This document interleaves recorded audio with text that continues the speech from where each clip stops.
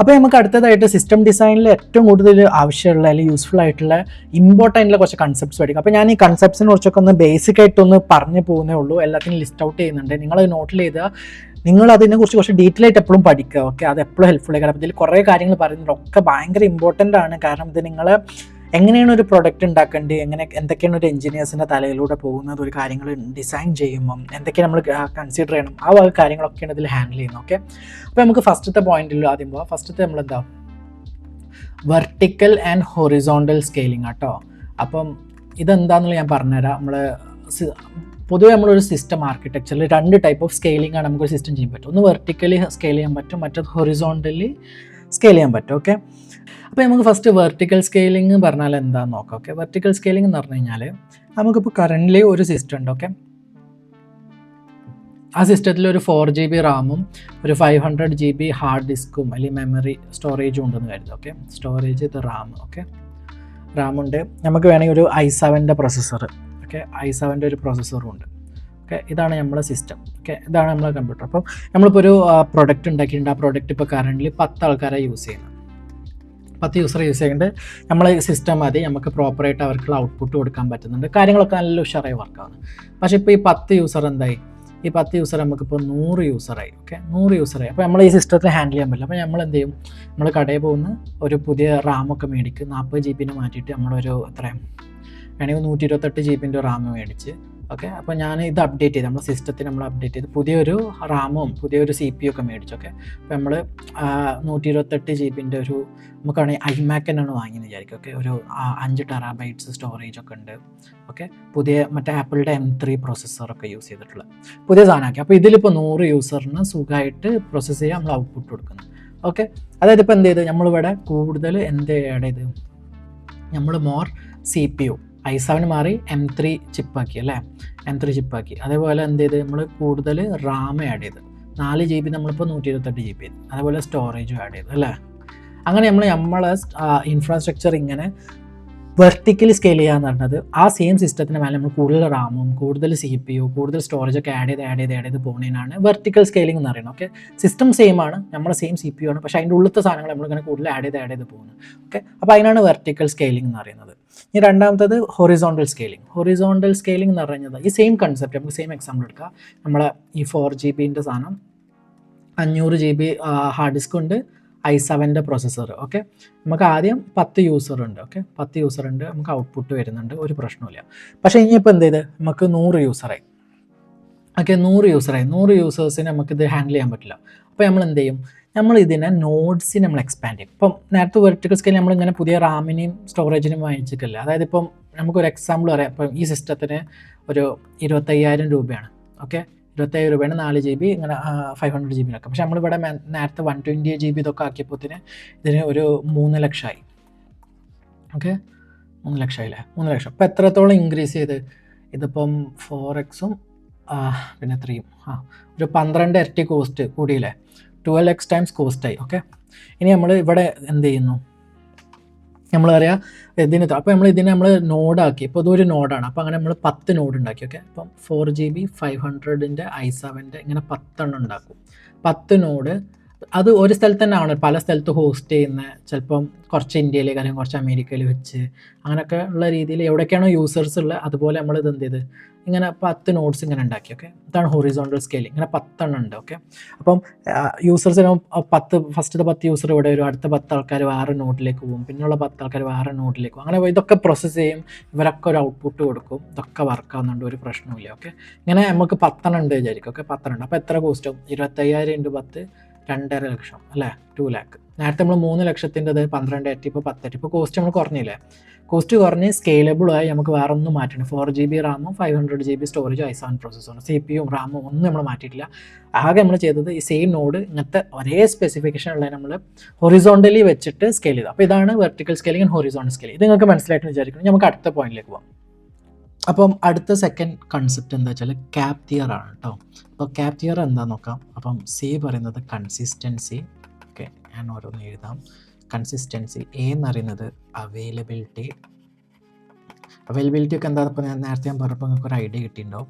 രണ്ടാമത്തത് partition tolerance. Okay, partition tolerance. ഇതെന്താണെന്ന് ഞാൻ പറഞ്ഞുതരാം.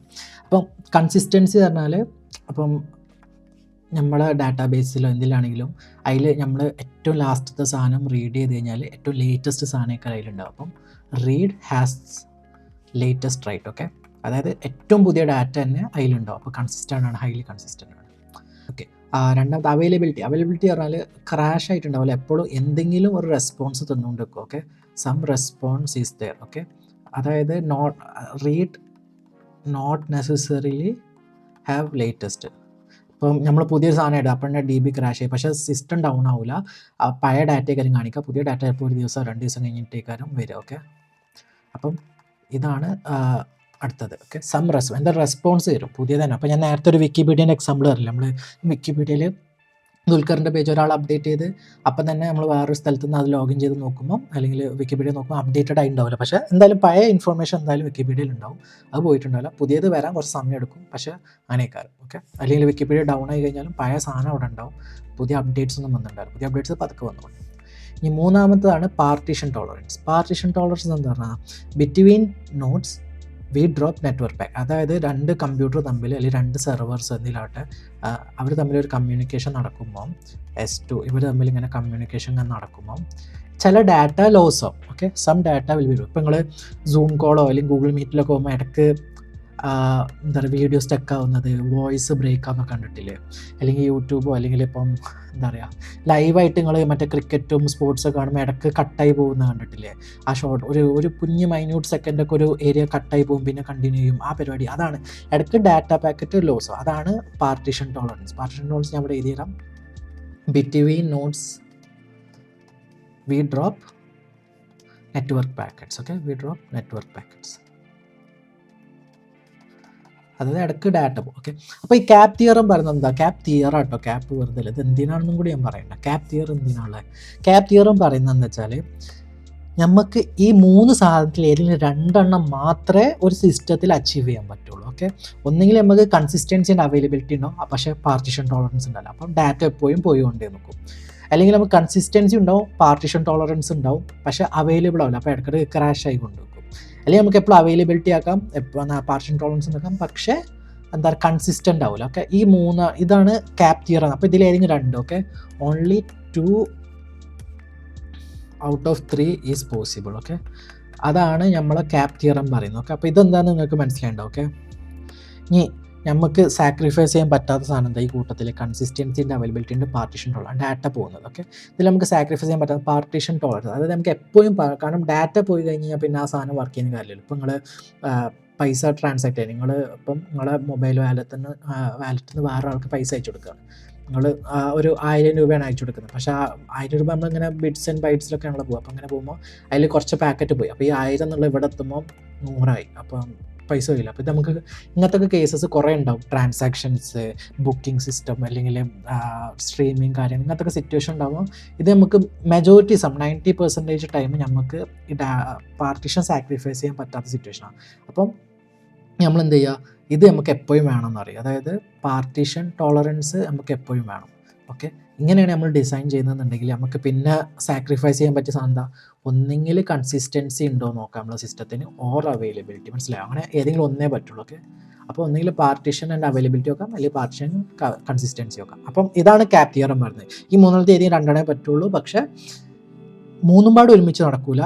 മെജോറിറ്റി കേസിൽ പാർട്ടീഷൻ ടോളറൻസ് നമുക്ക് ഒരിക്കലും സാക്രിഫൈസ് ചെയ്യാൻ പറ്റില്ല. അപ്പോൾ സാക്രിഫൈസ് ചെയ്യൽ കൺസിസ്റ്റൻസി ഓർ അവൈലബിലിറ്റി ആണ്. Okay, so it's always A choice between consistency and availability. അപ്പോൾ കൺസിസ്റ്റൻസി ആൻഡ് അവൈലബിലിറ്റി എന്നൊരു ചോയ്സ് ഇപ്പോൾ എന്താ? ഫോർ എക്സാമ്പിൾ നമ്മളിപ്പോൾ കൺസിസ്റ്റൻസിക്കാണെങ്കിൽ റിലേഷണൽ ഡാറ്റാബേസ് നമ്മൾ യൂസ് ചെയ്യും, അല്ലേ? DBMS. റിലേഷണൽ ഡാറ്റാബേസ് ആരൊക്കെ? ഈ MySQL അല്ലെങ്കിൽ പോസ്റ്റ്ഗ്രസ് ഇങ്ങനത്തെ ആൾക്കാരാണ്. അവൈലബിലിറ്റിക്കാണെങ്കിൽ നമ്മൾ NoSQL ഡാറ്റാബേസ് ഒക്കെ യൂസ് ചെയ്യും. അപ്പം ഇത് എപ്പോഴും അവൈലബിൾ ആയിക്കാരും, പക്ഷേ എപ്പോഴും കൺസിസ്റ്റൻ്റ് ആവില്ല. ഇത് ഭയങ്കര കൺസിസ്റ്റൻ്റ് ആയിക്കാരും, പക്ഷേ എപ്പോഴും അവൈലബിൾ ആവില്ല. അപ്പോൾ ഇതൊക്കെയാണ് എൻ്റെ ഒരു എക്സാമ്പിൾസ്. ഓക്കെ, നമുക്ക് അടുത്ത പോയിന്റ് നോക്കാം. ഇനി പറയാനുള്ള 3ാമത്തെ പോയിന്റ് കേട്ടോ. ഇനി ഞാൻ പറഞ്ഞപ്പോൾ നിങ്ങൾക്ക് ഈ വീഡിയോ ഇതുവരെ ഇഷ്ടമായിട്ടുണ്ടെങ്കിൽ നല്ല കമൻറ്റ് ചെയ്യുക, ഷെയർ ചെയ്യുക. കാരണം ഇതുവരെ നിങ്ങൾ വീഡിയോ കണ്ടിട്ട് നിങ്ങൾ ശരിക്കും ഡെഡിക്കേറ്റഡ് ആണ്, അതുകൊണ്ടാണ് നിങ്ങൾ ഇത്രയും കാണുന്നത്. അപ്പോൾ ഞാൻ പറഞ്ഞതൊക്കെ മനസ്സിലാണെന്ന് വിചാരിക്കുന്നത്.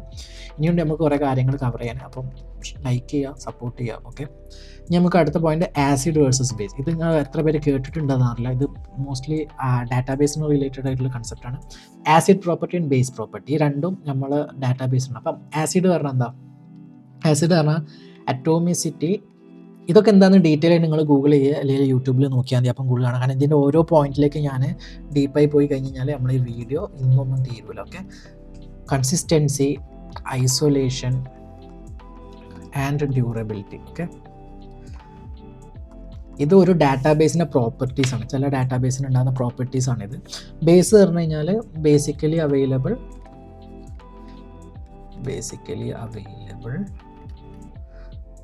Soft state, eventual consistency. അപ്പോൾ ഇതാണ് ബേസ്, ഇതാണ് ആസിഡ്. ഓക്കെ, ഇത് എന്താണെന്നും കൂടി ഇപ്പം പറഞ്ഞുതരാം ഒരു മിനിറ്റ്. ബേസ്. ഓക്കെ, അപ്പം ഇതെന്താ ആസിഡ് പ്രോപ്പർട്ടി യൂസ് ചെയ്യുന്ന ഡാറ്റാബേസ് ആരൊക്കെ? ഇതൊക്കെ RDBMSലുള്ള പ്രോപ്പർട്ടീസാണ്. ഓക്കെ, RDBMS എന്തൊക്കെയാണ്? MySQL അല്ലെങ്കിൽ റിലേഷണൽ ഡാറ്റാബേസ് ആട്ടോ RDBMS പറഞ്ഞാൽ. പോസ്റ്റ്ഗ്രസിലൊക്കെ ഉള്ളതാണ്. അതായത് ഇവർ ഈ വക ഡാറ്റാബേസസ് എപ്പോഴും നമുക്ക് ഗ്യാരണ്ടി ചെയ്യുന്ന കുറച്ച് കാര്യങ്ങളാണ്. Atomicity, consistency, isolation, durability. ഇതൊക്കെ ഈ ഡാറ്റാബേസിൻ്റെ പ്രോപ്പർട്ടീസാണ്. ബേസ് പറഞ്ഞാൽ എന്താ? ബേസ് എപ്പോഴും NoSQL ഡാറ്റാബേസിനുള്ളത്. അപ്പം MongoDB അങ്ങനത്തെ ഓരോന്നിനുള്ള പ്രോപ്പർട്ടീസാണ്. അതായത് എപ്പോഴും കൺസിസ്റ്റൻ്റ് ആവില്ല, പക്ഷേ എപ്പോഴും അവൈലബിൾ ആയിക്കാരം. ഓക്കെ, അതാണ് ഇതിൻ്റെ പോയിന്റ്. എപ്പോഴും അവൈലബിൾ ആണ്, കൺസിസ്റ്റൻ്റ് ആവും. എന്താണ് നമ്മൾ കൺസിസ്റ്റൻസിനെ കുറിച്ച് എന്താ പറയുക? ഇവൻച്വലി കൺസിസ്റ്റൻ്റ് ആവും. ഓക്കെ, അതായത് സമയം എടുത്തിട്ട് അപ്പം മീൻസ് ആ സെക്കൻഡിൽ തന്നെ അത് പുതിയ ഡാറ്റ ആവണമെന്നില്ല, പക്ഷെ പതുക്കെ പുതിയ ഡാറ്റയിൽ വരും. അപ്പോൾ ഇവൻച്വലി കൺസിസ്റ്റൻ്റ് ആയിക്കാണ്, പക്ഷേ എപ്പോഴും ഹൈലി അവൈലബിൾ ആണ് ഇത് സാധനം. ഓക്കെ, അപ്പോൾ ഇത് നിങ്ങൾക്ക് മനസ്സിലായിട്ടോ? ഇനി നമുക്ക് അടുത്ത പ്രോപ്പർട്ടിയിലേക്ക് പോകാം. അതൊക്കെ എല്ലാവരും നോട്ട് ചെയ്യുന്നുണ്ടെന്ന് ഞാൻ വിചാരിക്കുന്നു. ഓക്കെ, നാലാമത്തെ പോയിന്റ്. ഓക്കെ, നാലാമത്തെ പോയിന്റ് എന്താ? പാർട്ടീഷനിങ്. ഇതൊക്കെ ഇമ്പോർട്ടൻറ്റ് പോയിന്റ്സ് ആട്ടോ. ഓക്കെ, ഇതിപ്പോൾ ഇങ്ങനെ കേൾക്കുന്നതൊക്കെ എവിടെ നിന്നല്ല. ഞാൻ ഈ അടുത്ത സിസ്റ്റം ഡിസൈൻ്റെ ഓരോ വീഡിയോ ചെയ്യുമ്പോൾ നിങ്ങൾക്ക് മനസ്സിലാവും ഇതൊക്കെ എവിടെയാണ് യൂസ് ചെയ്യുന്നത്, എന്താണ് ഇതിൻ്റെ കാര്യങ്ങൾ എന്നൊക്കെ. ഓക്കെ, ഓരോ സിസ്റ്റം ഡിസൈനിൽ ഇത് വരും. അപ്പോൾ അവിടെ ഞാൻ കൂടുതൽ എക്സ്പ്ലെയിൻ ചെയ്യാൻ പോകുന്നില്ല ഈ സാധനങ്ങൾ എന്തൊക്കെയാണ്. ഇതും ഡാറ്റാബേസിനാണ്. പാർട്ടീഷനിങ് അല്ലെങ്കിൽ ഷാർഡിങ് ഓഫ് ഡാറ്റ. ഓക്കെ, പാർട്ടീഷനിങ്ങിൽ ഷാർഡിങ് ഓഫ് ഡാറ്റ പറഞ്ഞാൽ എന്താ? നമ്മൾ ഡാറ്റാബേസ് നമ്മൾ സ്പ്ലിറ്റ് ചെയ്യും. അപ്പം ഞാൻ പറഞ്ഞിട്ടില്ല, നമ്മൾ ഡാറ്റാബേസിൽ ഒരു 1 മില്യൺ അല്ലെങ്കിൽ 10 മില്യൺ റെക്കോർഡ്സ് ഒക്കെ ഉണ്ടെങ്കിലൊക്കെ നമ്മളൊരു ഡാറ്റാബേസിൽ എങ്ങനെ സ്റ്റോർ ചെയ്യാം? അങ്ങനെ 10 മില്യൺ റോസ് ഉണ്ടാക്കിയിട്ട് സ്റ്റോർ ചെയ്യാൻ പറ്റില്ല. കാരണം എന്താ?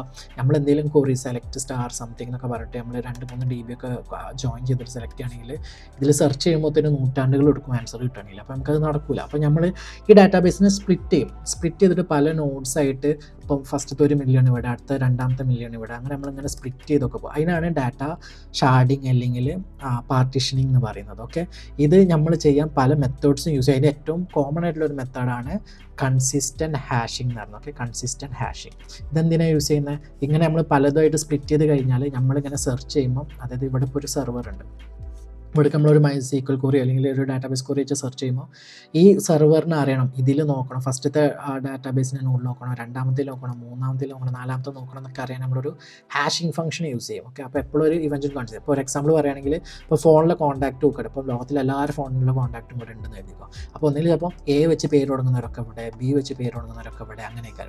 അല്ലെങ്കിൽ ഇതിൻ്റെ ഉള്ളിൽ ഇതന്നെ ചിലപ്പോൾ മൾട്ടിപ്ലൈ ആയിട്ട് വീണ്ടും സ്പ്ലിറ്റ് ചെയ്തിട്ട് പലതും ഒക്കെ ഉണ്ടാവും. അപ്പം പലതും അങ്ങനെ. അപ്പോൾ അതിന് വേറൊരു ഹാഷ് ഫംഗ്ഷൻ യൂസ് ചെയ്യും, #2 അങ്ങനെയൊക്കെ. അപ്പം ഇതാണ് പാർട്ടീഷനിങ് അല്ലെങ്കിൽ ഷാർഡിങ് ഓഫ് ഡാറ്റ എന്ന്. ഇത് എപ്പോഴും ഡാറ്റാബേസ് സ്കെയിൽ ചെയ്യാൻ യൂസ് ചെയ്യുന്ന മെയിൻ ആൻഡ് പ്രൈമറി മെത്തേഡാണ് പാർട്ടീഷനിങ് / ഷാർഡിങ് ഓഫ് ഡാറ്റാബേസ്. ഓക്കെ, അടുത്ത പോയിന്റ്, അഞ്ചാമത്തെ പോയിന്റ് എന്താ?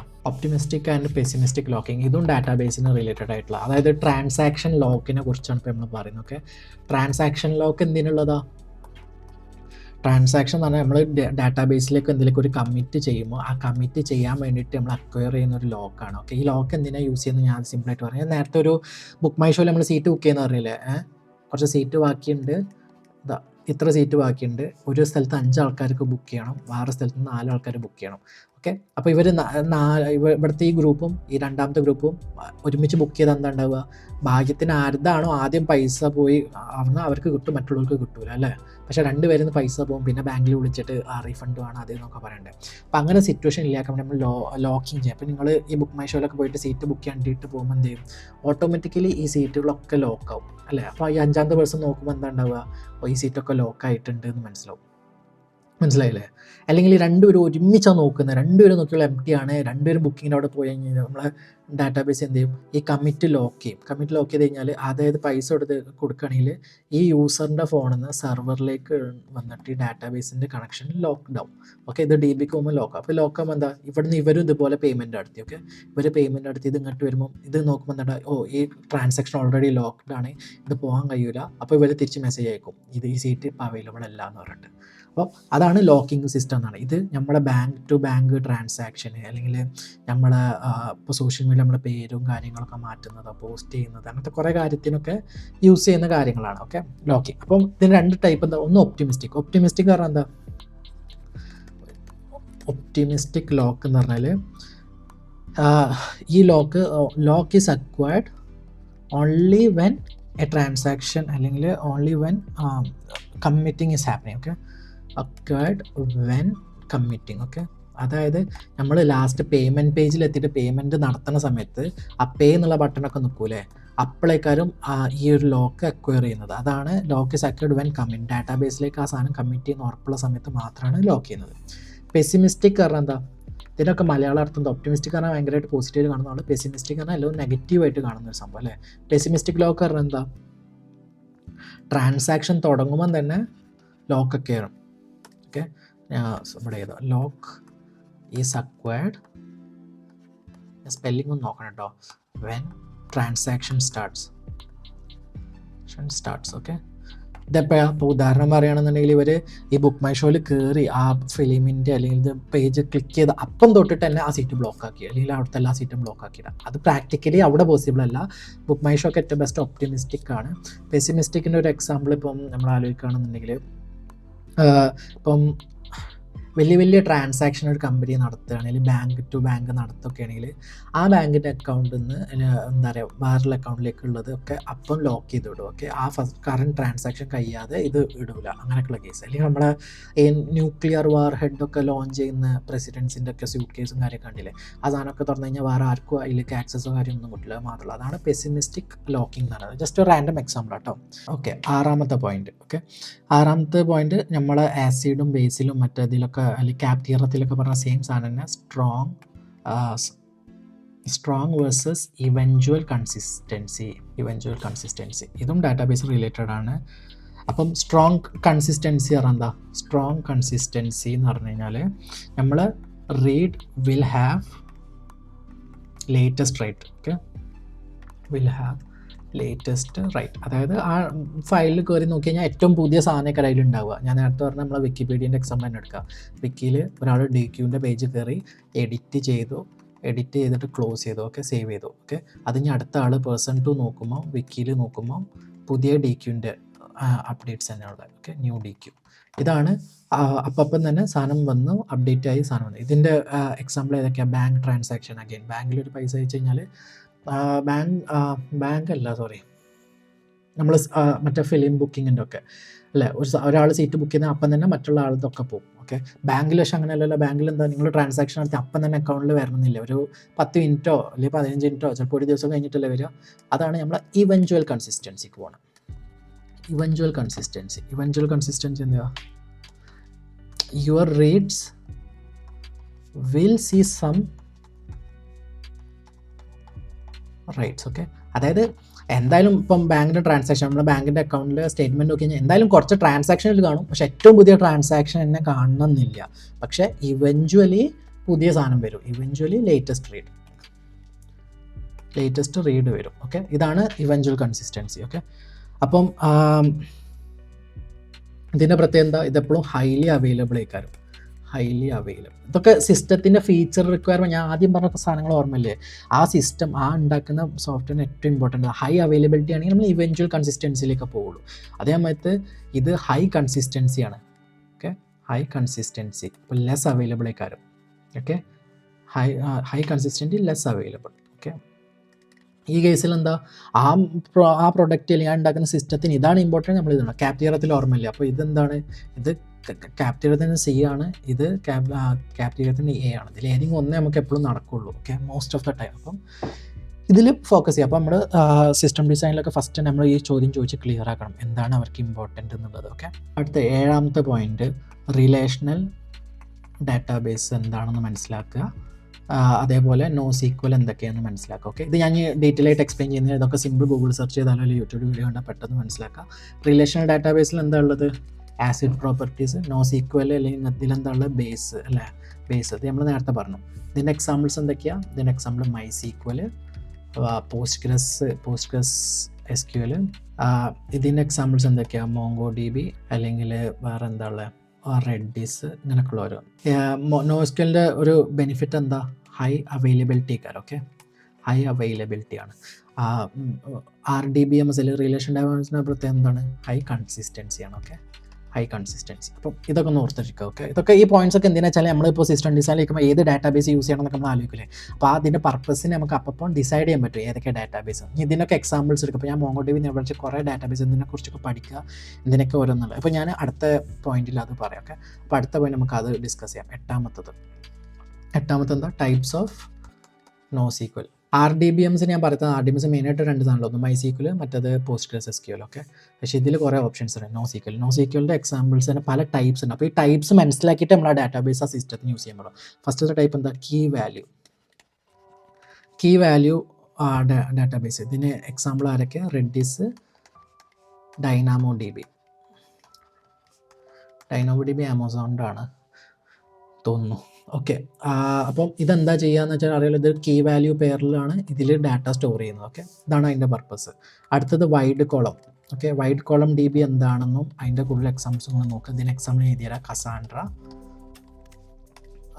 HBase, ഇതൊക്കെയാണ് ഇതിൻ്റെ എക്സാമ്പിൾ ആയിട്ടുള്ള database. Okay, wide column. Okay, wide column use ചെയ്യുന്നത് ഇതിൻ്റെ ഒരു റോക്ക് കുറേ ലെങ്ത് ഉണ്ട്. അങ്ങനെ ഇതിൽ കുറേ ഇൻഫർമേഷൻ ഉണ്ടാവും. അങ്ങനെ ഭയങ്കര വലിയ റോ ആയിട്ട് കുറേ സാധനങ്ങൾ ആഡ് ചെയ്യാനുണ്ടാവും. അങ്ങനത്തേനൊക്കെയാണ് നമ്മൾ വൈഡ് കോളം യൂസ് ചെയ്യുന്നത്.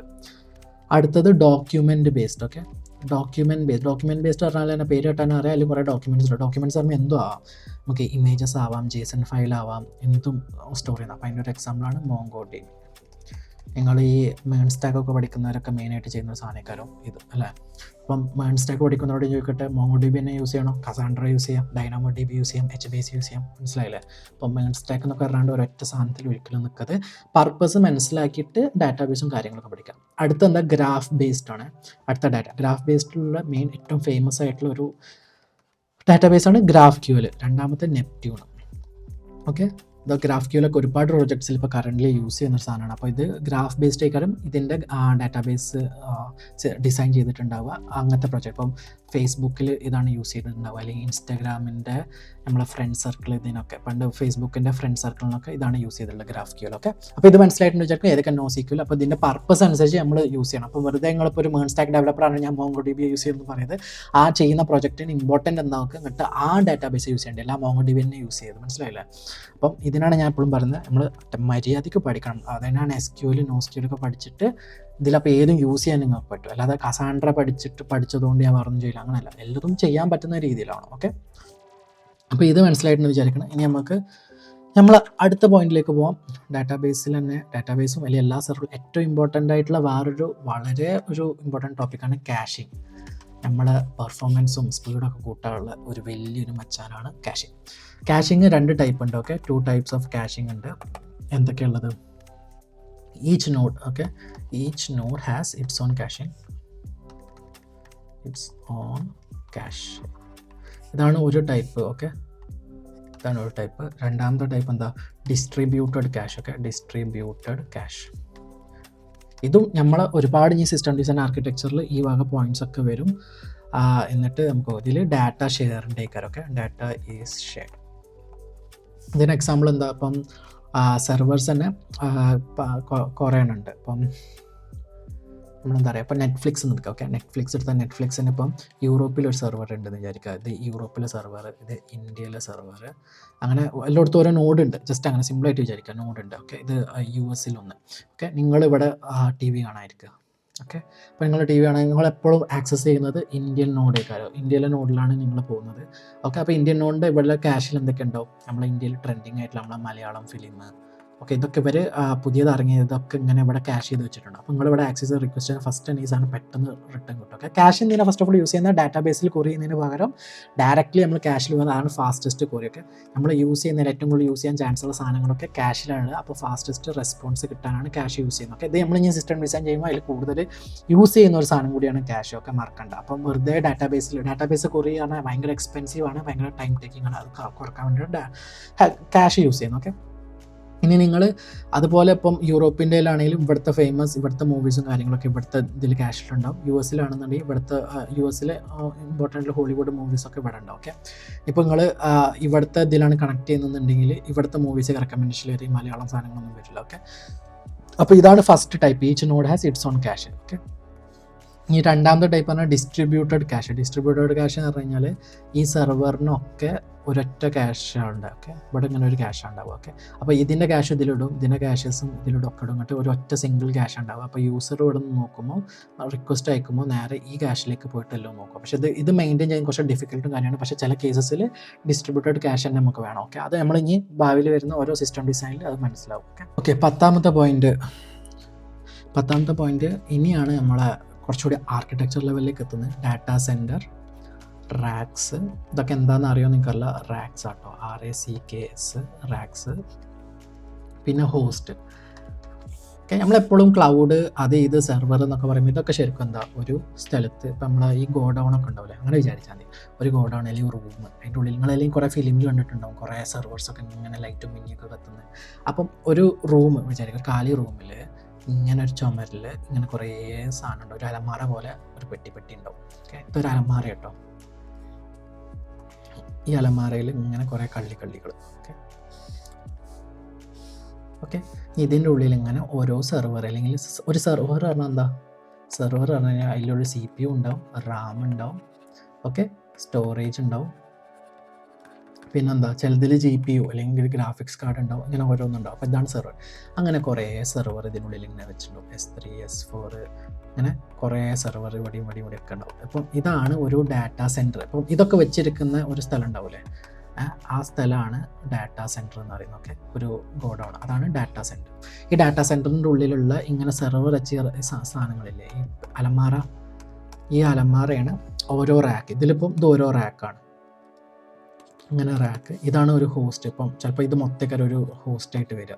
ഹോസ്റ്റ് ഇപ്പോൾ ഞങ്ങളൊക്കെ ഒരു സെർവർ ഒരൊറ്റ റാക്കിൽ വെക്കാൻ, മനസ്സിലായി, ഒറ്റ സിംഗിൾ കണക്ഷനിൽ റാക്കിൽ വെക്കാനാണ് നോക്കുക. കാരണം എന്താ, സ്പീഡ് കൂടാൻ വേണ്ടിയിട്ട്. ഓക്കെ, കാരണം ഈ സെർവറിന് ഇങ്ങോട്ട് കമ്മ്യൂണിക്കേഷൻ ചെയ്യാൻ സുഖമായിക്കാരം. പക്ഷേ ഈ സെർവറിന് നേരെ ഇവിടുത്തെ സെർവറിലേക്ക് കമ്മ്യൂണിക്കേഷൻ ചെയ്യാൻ കുറച്ച് സ്ലോ ആയിക്കാരം. അപ്പം ഏറ്റവും അടുത്തുള്ള റാക്ക്, അല്ലെങ്കിൽ ഇങ്ങനെയാണോ റാക്ക് അവർ ഡിസൈൻ ചെയ്യുക, ചിലപ്പോൾ ചിലവർ ഇങ്ങനെയൊക്കെയാണ് ഡിസൈൻ ചെയ്യുക. It's up to the data center. പക്ഷേ അതാണ് data center, rack, host. Okay, ഇതിൻ്റെ അറേഞ്ച്മെൻറ്റിനനുസരിച്ച് സ്പീഡിന് ഡിഫറൻസ് വരും. ഇങ്ങനെ ഒരു ഡാറ്റാ സെൻറ്റർ ഇവിടെ US-ലുണ്ടാവും, അടുത്ത ഡാറ്റാ സെൻറ്റർ യൂറോപ്പിലേക്കാരും, അടുത്ത ഡാറ്റാ സെൻറ്റർ ഇന്ത്യയിലേക്കാരും, ചിലപ്പം സൗത്ത് ഏഷ്യയിൽ, ഏതെങ്കിലും രാജ്യത്തിൽ, ഈസ്റ്റ് ഏഷ്യയിൽ, ചൈന, ജപ്പാൻ, പല സ്ഥലത്തും ഓരോരുത്തർ ഓരോ ഡാറ്റാ സെൻറ്ററും കാര്യങ്ങളൊക്കെ വെക്കും. ഓക്കെ, ഇങ്ങനത്തെ ഓരോ ഡാറ്റാ സെൻറ്ററിലുള്ള ഓരോ സാധനത്തിനാണ് ഓരോ സെർവർ അല്ലെങ്കിൽ ഓരോ ഹോസ്റ്റർ. ഇപ്പോൾ നമ്മൾ ഡിസ്ട്രിബ്യൂട്ട് ചെയ്യുമ്പോൾ എന്താ ഉണ്ടാവുക, ഡിസ്ട്രിബ്യൂട്ടർ സിസ്റ്റം ഉണ്ടാക്കുമ്പോൾ ഇങ്ങനത്തെ കുറേ ഉണ്ട്.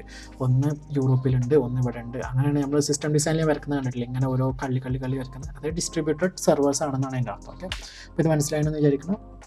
ഇനി നമുക്ക് അടുത്ത പോയിന്റിലേക്ക് പോകാം. അടുത്ത പോയിന്റ് 11 എത്തി. CPU, മെമ്മറി, HDD അല്ലെങ്കിൽ ഹാർഡ് ഡിസ്ക്, നെറ്റ്വർക്ക് ബാൻഡ്വിഡ്ത്ത്. അപ്പോൾ ഇതൊക്കെ ഒരു സിസ്റ്റം ഡിസൈൻ ഇമ്പോർട്ടൻ്റ് ആയിട്ടുള്ള കാര്യങ്ങളാട്ടോ. നമ്മളെപ്പോഴും ഓർക്കേണ്ട ഓരോ കാര്യം, നമ്മൾ സിമ്പിളായിട്ട് കാണുന്നത്. അപ്പം limited resources and work around the latency of them. Okay, അതാ പറയാനുള്ളത്. അതായത് നമുക്കിത് അൺലിമിറ്റഡ് ആയിട്ട് അവൈലബിൾ അല്ല. ഇതൊക്കെ ലിമിറ്റഡ് സാധനങ്ങളൊക്കെ, ലിമിറ്റഡ് റിസോഴ്സസ് ആണ് ഈ കാണുന്നതൊക്കെ. ഓക്കെ, അതുകൊണ്ട് ഇത് യൂസ് ചെയ്യുമ്പോൾ ശ്രദ്ധിച്ച് യൂസ് ചെയ്യണം. ഭയങ്കര പവർഫുൾ ആയിട്ടുള്ള CPU, കുറേ സൈസിൽ റാമും നമുക്ക് വെക്കാനില്ല. കമ്പനിക്ക് ഒരു ബഡ്ജറ്റ് ഉണ്ടാവും, ടീമിനൊരു ബഡ്ജറ്റ് ഉണ്ട്. അപ്പോൾ അതൊന്നും പറ്റില്ല. അപ്പോൾ ലിമിറ്റഡ് റിസോഴ്സ് വെച്ചിട്ട് നമുക്ക് ലോ ലേറ്റൻസി പ്രൊഡക്റ്റ് ഡിസൈൻ ചെയ്യാൻ പറ്റണം. ഓക്കെ, ലേറ്റൻസി പ്രൊഡക്റ്റ് ആവണം. ഓക്കെ, അതേപോലെ ബാൻഡ് വിഡ്ത്ത് നോക്കണം. ബാൻഡ് വിഡ്ത്ത് നമുക്കൊരു നെറ്റ്വർക്കിലൂടെ ഒരു മെസ്സേജ് അയക്കാൻ ഒരു ബാൻഡ് വിഡ്ത്ത് ഉണ്ടാവും. ഓക്കെ, അതിൽ നമുക്ക് ഓവറായിട്ട് പറ്റില്ല. അപ്പോൾ അതിനൊരു ലിമിറ്റ് ഉണ്ട്. അപ്പം ഒരു ബാൻഡ് വിഡ്ത്ത് കഴിഞ്ഞാൽ അടുത്ത ബാൻഡ് വിഡ്ത്ത് ഉണ്ടാക്കണം. അപ്പോൾ കണ്ടില്ല, പല പോർട്ടിലേക്കൊക്കെ നമ്മൾ മെസ്സേജ് അയക്കുക. അപ്പോൾ പോർട്ട് 1, 2, 3 എന്നൊക്കെ കുറേ ഉണ്ടാവും. പുതിയ നെറ്റ്വർക്ക് വേണ്ടി വരും. അങ്ങനെ കുറേ സംഭവങ്ങളുണ്ട്. അപ്പം ഈ സാധനങ്ങളെ കുറിച്ചൊക്കെ ഒന്ന് അറിഞ്ഞിരിക്കുക. എന്താണ് CPU എന്താ നിങ്ങൾക്ക് അറിയാമെന്ന് വിചാരിക്കുന്നത്, പ്രോസസ്സിങ് യൂണിറ്റ് ആണ്. ഇതാണ് നമ്മൾ മിക്ക കാൽക്കുലേഷൻ ചെയ്യുക. അതുപോലെയുള്ള സാധനമാണ് GPU. അതുകൊണ്ട് ഞാൻ ഇവിടെ എഴുതുക. ചെയ്യുക. ഇപ്പം AI മെഷീൻ ലേണിംഗ് ട്രെയിനിങ് ഒക്കെ ചെയ്യണമെന്നുണ്ടെങ്കിൽ GPU കമ്പൽസറി ആണ്. ഓക്കെ, അപ്പം ഇതൊക്കെ മനസ്സിലായിട്ടുണ്ടെന്ന് വിചാരിക്കണം. അടുത്തത് നമുക്ക് അടുത്ത പോയിന്റ് 12 നമുക്ക് random and versus sequential read or write നോക്കാം. ഓക്കെ, റാൻഡം ഇത് വീണ്ടും ഡാറ്റാബേസിലേക്ക് നമ്മൾ തിരിച്ചെത്തി. Sequential read write. ഓക്കെ, ഡാറ്റാബേസില്ല, sorry, read and write in disk. Okay, ഇത് ബേസിക്കലി ഡാറ്റാബേസിൽ എന്ത് ചെയ്ത് കഴിഞ്ഞാൽ നമ്മൾ ലാസ്റ്റ് ഇത് എഴുതുന്നത് എവിടെയാണ്, ഒരു ഹാർഡ് ഡിസ്കിലാണ് നമ്മളിതൊക്കെ സ്റ്റോർ ചെയ്യുന്നത്. അപ്പോൾ ആ ഹാർഡ് ഡിസ്കിനെ കുറിച്ചാണ് പറയുന്നത്. അപ്പോൾ നമ്മൾ എങ്ങനെയാണ് നമ്മളെ ഡാറ്റാബേസും നമ്മളെ പ്രോഗ്രാമോ നമ്മൾ ക്രിയേറ്റ് ചെയ്യുന്നത് അതിനെക്കുറിച്ച് മാറ്റും. ഇപ്പോൾ റാൻഡംലി റീഡ് ചെയ്യുന്ന ഒരു മീൻസ് റീഡ് അല്ലെങ്കിൽ റൈറ്റ് ചെയ്യുന്നതാണെങ്കിൽ സ്ലോവർ ആയിക്കാരം. ഓക്കെ, അപ്പോൾ എപ്പോഴും ഓർക്കുക, റാൻഡം റീഡ്/റൈറ്റ് എപ്പോഴും സ്ലോവറാണ്. ഓക്കെ, സീക്വൻഷ്യൽ റീഡ് റൈറ്റ് ആണ് ഫാസ്റ്റർ. ഓക്കെ, പക്ഷേ എല്ലാ കേസിലും സീക്വൻഷ്യൽ പറ്റില്ല, എല്ലാ കേസിലും റാൻഡം പറ്റില്ല. അപ്പോൾ അത് ആ യൂസ് കേസിനനുസരിച്ച് നമ്മൾ നോക്കണം. മാക്സിമം നമ്മൾ സീക്വൻഷ്യലിനെ ടാർഗറ്റ് ചെയ്യും. സീക്വൻഷ്യൽ ചെയ്യാൻ പറ്റാത്ത സിറ്റുവേഷൻ ആണെന്നുണ്ടെങ്കിൽ നമുക്ക് റാൻഡമിൽ ചെയ്യേണ്ടി വരും. ഓക്കെ, ഇപ്പം ഫോർ എക്സാമ്പിൾ നമുക്കൊരു ഒറ്റ ഡിസ്ക് സ്പേസ് ഉണ്ട്. ഓക്കെ, ഇങ്ങനെ പല റോസ് ഉണ്ട്. പക്ഷേ ഇതിലേക്ക് ഒരേ സമയം 2-3 സാധനങ്ങൾ എഴുതുന്നുണ്ട്. ഓക്കെ, അപ്പോൾ P1 ഇവിടെ എഴുതി, P2 ഇവിടെ എഴുതി, P3 ഇവിടെ എഴുതി. അപ്പം P1 അടുത്ത് എഴുതി സീക്വൻഷ്യലി ഇവിടെ പറ്റൂല, ഇവിടെയും പറ്റൂല. അതൊക്കെ ഓൾറെഡി ഒരാൾ എഴുതിയിട്ടുണ്ട്. അപ്പോൾ അടുത്ത ഇവിടെ പറ്റുള്ളൂ. അപ്പോൾ ഇങ്ങനത്തെ ഓരോ കേസസ് വരുമ്പോൾ ചിലപ്പോൾ റാൻഡംലി ഒരു ഹാഷ് ഫംഗ്ഷനൊക്കെ യൂസ് ചെയ്തിട്ട് റാൻഡംലിയൊക്കെ എഴുതേണ്ടി വരും. ഓക്കെ, നമ്മൾ സൂ കീപ്പർ എന്നൊരു സാധനം, അതായത് ഡാറ്റാബേസ് ഷാർഡ് ചെയ്ത് കഴിഞ്ഞാൽ ഡാറ്റാബേസ് ഇങ്ങനെ നോക്കുമ്പോൾ ആ സൂ കീപ്പറാണ് ഡിസൈഡ് ചെയ്യുക ഈ ഓരോന്ന് എവിടേക്ക് പോകണമെന്നുണ്ട്. അപ്പോൾ അതിൻ്റെ ഉള്ളിൽ ബേസിക്കലി റാൻഡം റൈറ്റാണ്, റീഡ് ആൻഡ് റൈറ്റ് ആണ് നടക്കുന്നത് അല്ലേ. ഓക്കെ, അടുത്ത പോയിന്റിലേക്ക് പോകാം. അപ്പോൾ അടുത്ത പോയിന്റ് ഞാൻ ഈ കുറേ ഡീറ്റെയിൽ ആയിട്ട് പോകുന്നില്ല, ബോറടിക്കും. ഇപ്പം HTTP വേഴ്സസ് ഇതൊക്കെ എന്താണെന്ന് നിങ്ങൾ സ്വയം നോക്കിയാൽ മതി. പക്ഷേ ഈ വക കൺസെപ്റ്റ്സ് ഉണ്ട് എന്നാണ് ഞാൻ ഈ വീഡിയോയിലൂടെ ഉദ്ദേശിക്കുന്നത്. ഓക്കെ, അപ്പോൾ ഇതൊക്കെ ഉണ്ട്, ഇതിനെക്കുറിച്ചൊക്കെ ഒന്ന് പഠിക്കണം, മനസ്സിലാക്കണം. ഓക്കെ, ഇതൊക്കെ അറിഞ്ഞിരുന്നാൽ നിങ്ങൾ നല്ലൊരു സോഫ്റ്റ്വെയർ എഞ്ചിനീയർ ആവും, നല്ലൊരു കരിയർ ഗ്രോത്ത് ഉണ്ട്. അപ്പോൾ HTTP എന്താ, HTTP2 എന്താ, വെബ് സോക്കറ്റ്സ് എന്താണെന്ന് നോക്കുക. വെബ് സോക്കറ്റ്സ് എന്തിനാണ് യൂസ് ചെയ്യുന്നത് ഞാൻ പെട്ടെന്ന് പറഞ്ഞാൽ, അത് ബൈ ഡയറക്ഷണൽ കണക്ഷന് വേണ്ടിയിട്ടാണ് ഇത് യൂസ് ചെയ്യുന്നത്. ഓക്കെ, നമ്മളെ വാട്സപ്പിലെ ചാറ്റിന് 1-to-1 ചാറ്റിനൊക്കെ ഈ വെബ് സോക്കറ്റ് കണക്ഷനൊക്കെ യൂസ് ചെയ്യുക. ഇനി നമ്മളെ സിസ്റ്റം ഡിസൈനിൽ വരുമ്പോൾ വെബ് സോക്കറ്റ് കണക്ഷനാണ് ഇവിടെ യൂസ് ചെയ്യുന്നത്. HTTP ആണ്, TCP ആണ്, UDP ആണെന്നൊക്കെ പറയുമ്പോൾ മനസ്സിലാക്കണം. ഓക്കെ, അതിനാണ് ഇത് പറയുന്നത്. HTTP അല്ലെങ്കിൽ HTTP2 എന്നൊക്കെ പറഞ്ഞാൽ HTTP2 ബേസിക്കലി അതിൻ്റെ സെക്കൻഡ് വെർഷനാണ്, കുറച്ചും ബെറ്റർ ആണ്. അതുപോലെ HTTPS ഉണ്ട്, സെക്യൂർഡ് ആയിട്ടുള്ള. ഓക്കെ, അപ്പോൾ അതൊക്കെ ഏകദേശം ഒരു സാധനമാണ്. ഇത് റിക്വസ്റ്റ് റെസ്പോൺസ് മോഡലാണ് പോകുക. ഓക്കെ, എപ്പോഴും ഒരാൾ അങ്ങോട്ട് റിക്വസ്റ്റ് ചെയ്യണം, എന്നാൽ മറ്റാൾ ഇങ്ങോട്ട് റെസ്പോൺസ് ചെയ്യുള്ളൂ. ഇങ്ങനെയാണ് നടക്കുക. ഇതങ്ങനെയല്ല, ഇത് ഇങ്ങോട്ടും ഒരേ സമയം ഇങ്ങോട്ടും വരാം. അതിനിങ്ങനെ റിക്വസ്റ്റും റെസ്പോൺസും ഒന്നും വേണ്ട വെബ് സോക്കറ്റിന്. ഓക്കെ, അപ്പോൾ അതായി. ഇനി അടുത്തത് 14ാമത്തെ പോയിന്റ് TCP/IP മോഡൽ. അപ്പം ഇതെന്താണെന്ന് BTech പഠിക്കുന്ന എല്ലാവർക്കും അറിയാം, അല്ലെങ്കിൽ നിങ്ങൾ ബാച്ചിലേഴ്സ് പഠിച്ചിട്ടുണ്ടോ, അല്ലെങ്കിൽ ഗൂഗിൾ ചെയ്യുക, പഠിക്കുക TCP/IP മോഡൽ എന്താണ്, OSI ലെയർ മോഡൽ എന്താണ്. TCP/IP മോഡൽ എത്ര ലെയേഴ്സ് ഉണ്ട്? 4 ലെയേഴ്സ്. ഏതൊക്കെയാണ് 4 ലെയർ? ഫിസിക്കൽ ലെയർ ഉണ്ട്. ഫിസിക്കൽ ലെയർ നമ്മൾ ഹാർഡ്വെയർ, പിന്നെ അടുത്ത നെറ്റ്വർക്ക് ലെയർ ഉണ്ട്. ഇതൊക്കെ അറിഞ്ഞിരിക്കേണ്ട ഇമ്പോർട്ടൻ്റ് ആയിട്ടുള്ള കൺസെപ്റ്റ്സ് ആണ്. എന്നോട് പറയില്ല കോർ കമ്പ്യൂട്ടർ സയൻസിലൊക്കെ അറിഞ്ഞിരിക്കേണ്ട സാധനങ്ങൾ എന്തൊക്കെയെന്ന് എല്ലാവരും ചോദിക്കുന്നുണ്ട്. ഇതൊക്കെ അറിഞ്ഞിരിക്കേണ്ട കമ്പൽസറി ആയിട്ടുള്ള സാധനങ്ങളാണ് കേട്ടോ ഇതൊക്കെ. നെറ്റ്വർക്ക് ലെയർ കഴിഞ്ഞാൽ അതിൻ്റെ അടുത്ത മേലത്തെ ലെയർ ആരാ? Transport layer. Okay, transport layer ഉണ്ട്. ഏറ്റവും ലാസ്റ്റത്തെ ലെയർ ആരാ? Application layer. Okay, application layer. ഇത് പറഞ്ഞാൽ ഫിസിക്കൽ ലെയർ നമ്മളെ ഇൻഫ്രാസ്ട്രക്ചർ, നമ്മളെ കമ്പ്യൂട്ടർ, CPU, ആ സാധനങ്ങൾ. നെറ്റ്വർക്ക് നമ്മളെ ഇൻ്റർനെറ്റ് കണക്ഷൻ, ഒരു കണക്ഷൻസ് ഉണ്ട്. ട്രാൻസ്പോർട്ട് ലെയർ എന്താ? നമ്മുടെ സിസ്റ്റത്തിൽ നിന്ന് വേറെ സിസ്റ്റത്തിലേക്ക് മെസ്സേജ് അയക്കുന്ന ആ ഒരു transportation layer. Okay, application layer പറഞ്ഞാൽ ഇത് നോക്കുന്ന, വ്യൂ ചെയ്യുന്ന ബ്രൗസറോ അല്ലെങ്കിൽ ആപ്ലിക്കേഷനോ ആ സാധനം. ഓക്കെ, അപ്പോൾ അത് മനസ്സിലായിട്ടുണ്ടെന്ന് വിചാരിക്കുന്നത്.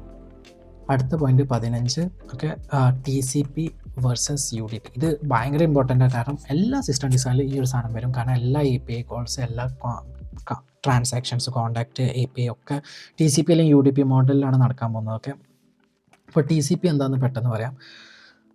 ഇത് ഡാറ്റ പാക്കറ്റ് ആയിട്ടേക്കാരും സെൻഡ് ചെയ്യുക. അപ്പം send packets of data.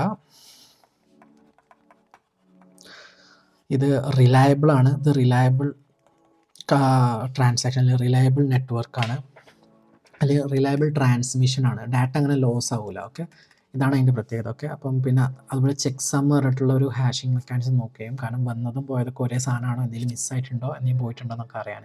Okay, അതുപോലെ ഒരു സാധനം കിട്ടിക്കഴിഞ്ഞാൽ അക്നോളജ് ചെയ്യും. ഓക്കെ, അപ്പോൾ അപ്പുറത്തെ ഒരാൾക്ക് നമ്മളിത് മെസ്സേജ് അയച്ചു കഴിഞ്ഞാൽ അക്നോളജ്മെൻറ്റ് വരും.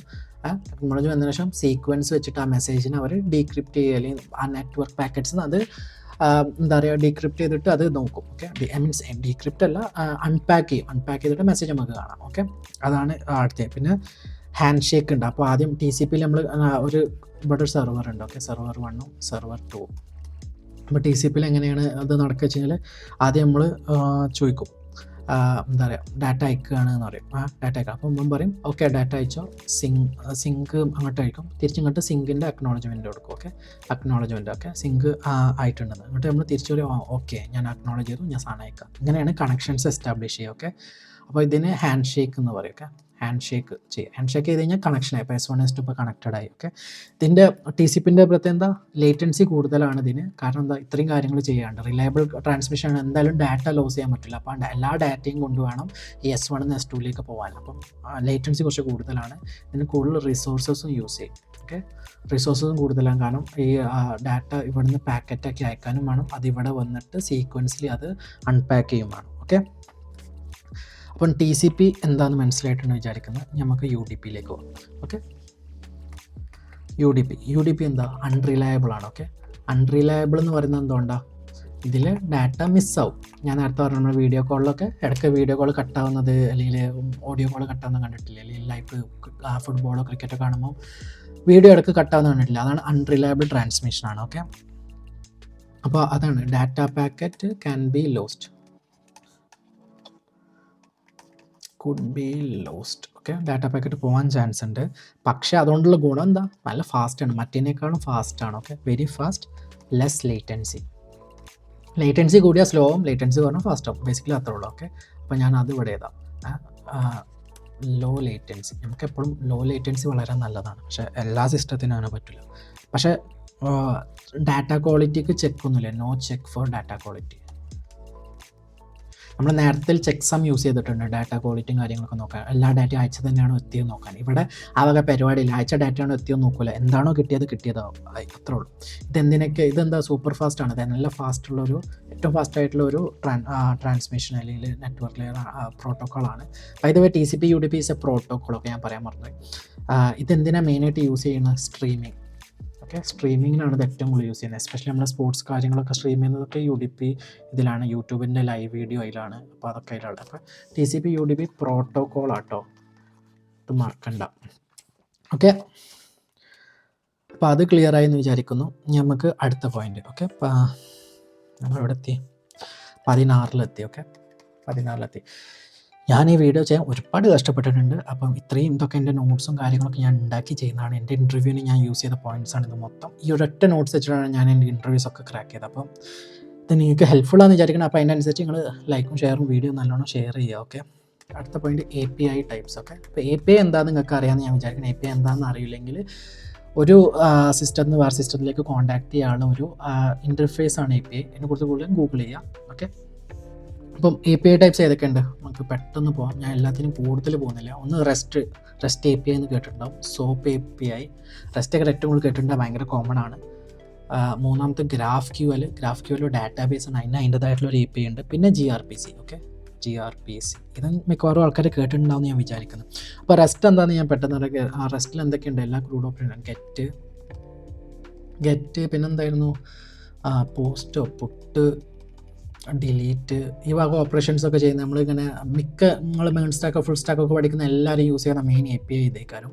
അപ്പോൾ ഇത് മാത്രമല്ല വേറെ കുറേ API ടൈപ്സ് ഉണ്ട്. ഓക്കെ, ആപ്ഷൻസ്, പാച്ച് ഓപ്പറേഷൻസ്, ഇങ്ങനെയൊക്കെ ചെയ്യുന്ന സാധനമാണ് നമ്മൾ REST. ഓക്കെ, അപ്പം ഇത് യൂസ് ചെയ്യുന്ന ഏറ്റവും കൂടുതൽ ക്ലയൻറ്റ് സെർവർ ആർക്കിടെക്ചറിനാണ് REST API യൂസ് ചെയ്യുന്നത്. പിന്നെ ഇത് ക്ലയൻറ്റ് ആൻഡ് സെർവർ ആർക്കിടെക്ചറിനാണ് യൂസ് ചെയ്യുന്നത്. ഇവർ രണ്ടുപേരും ഡീകപ്പിൾഡ് ആണ്. അതായത് ഇവർ രണ്ടുപേരും ഇൻഡിപെൻഡൻ്റ് ആയിക്കാരും. ക്ലയൻറ്റ് സെർവർ രണ്ടും ഡിപ്പെൻഡൻ്റ് അല്ല. പിന്നെ പേലോഡ് സൈസ്, അതായത് മെസ്സേജ് സൈസ്, RESTൽ അയക്കുന്ന മെസ്സേജ് സൈസ് അല്ലെങ്കിൽ പേലോഡ് സൈസ് കൂടുതലേക്കാരും. ഓക്കെ, പേലോഡ് കൂടുതലാണ് ഇതിലുള്ളത്. ഓക്കെ, അതുകൊണ്ട് പേലോഡ് കൂടിയാൽ എന്താ ഉണ്ടാവുക, ലേറ്റൻസി കൂടും. അപ്പോൾ സ്ലോ ആണ്, അതും കൂടി നോട്ട് ചെയ്യുക. അടുത്തത് സോപ്പ് ആർക്കിടെക്ചർ യൂസ് ചെയ്യുന്നത് എന്തിനാ അറിയാം, ഹൈ സെക്യൂരിറ്റിക്ക് വേണ്ടിയിട്ടാണ് ഇത് യൂസ് ചെയ്യുന്നത്. നമ്മൾ ബാങ്ക് ട്രാൻസാക്ഷനൊക്കെ സോപ്പിലാണ് പോകുന്നത്.